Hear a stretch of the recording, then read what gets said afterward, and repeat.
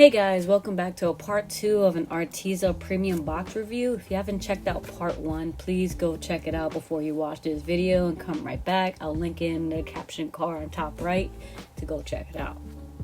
In this part, I'm going to test out the pencils and erasers and maybe one set of pens in this group for the premium box. First, I'm going to start off with Arteza's 6 woodless graphite pencils. They range from HB, 2B, 4B, 6B, 8B, and 10B.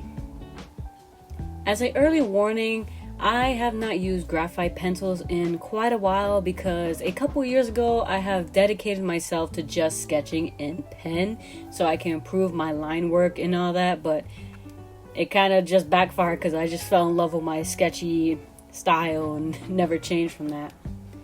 Anyways, when it comes to the graphite pencils, they're pretty good. You can use them for sketching and improving sketches.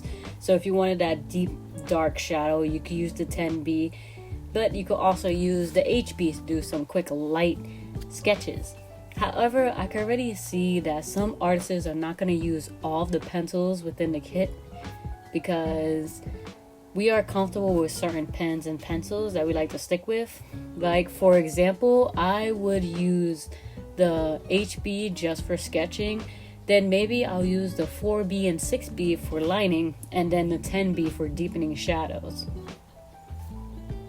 The only times I can see myself using 2B and 8B is when I either lose my HB or 10B pencil and I use that as an alternative until I get a new one.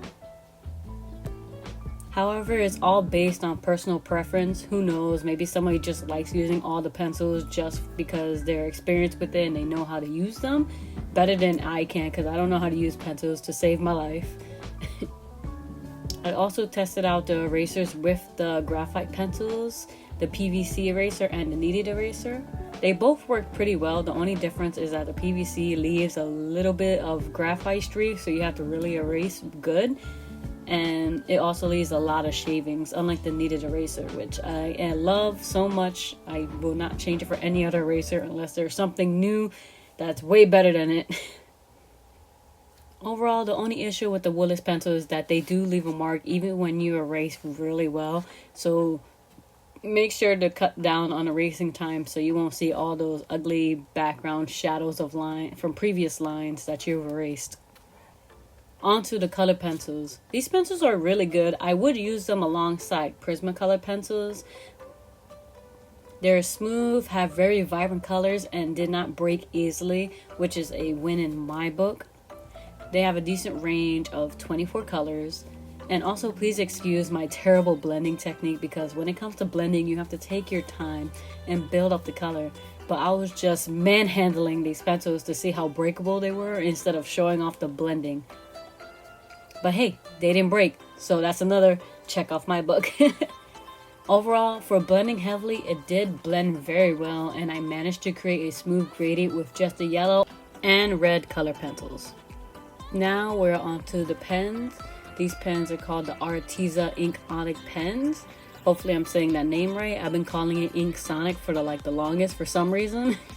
But the Ink Onyx pens work nicely. The colors are vibrant and have a good range. I personally would use this for sketching and to bring some color into my sketchbook instead of the regular graphite gray and black. The only issue that I had was that if you press too hard with the pen, it will eat at the paper. I'm using the Arteza heavyweight 80-pound premium drawing pad, so maybe it's best for having heavier paper like mixed media paper or watercolor paper. Other than that, it's great for outlining, adding colors, details, or just plain sketching.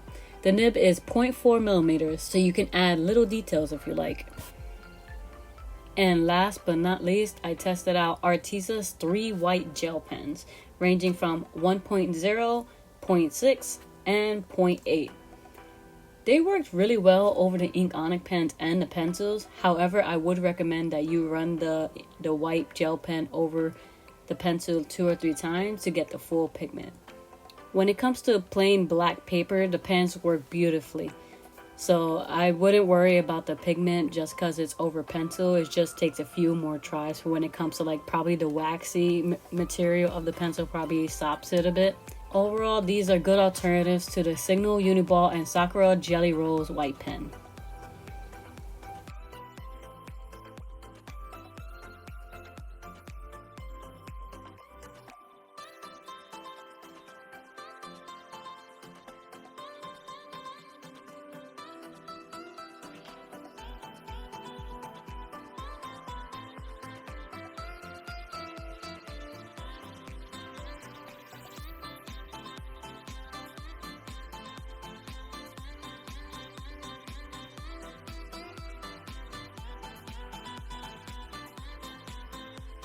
My overall opinion about the premium box is a complete thumbs up because it's an amazing box. Comes with a decent range of materials.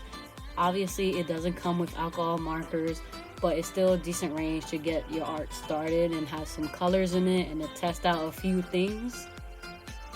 So I would recommend that you get this as a gift for like an artist friend or just get it for yourself. The price may be a little steep. I heard that it was like $100 something. I don't know, I received this as a gift, so I don't look at the price of things. However, if you look at the amount of stuff that you get in the box and the price, I think it's highly worth it because you get a case, you get pencils, you get watercolors, you get oil pastels that are water soluble, and you get pens. And you get paper as well, 3 kinds: watercolor paper, drawing paper, and mixed media.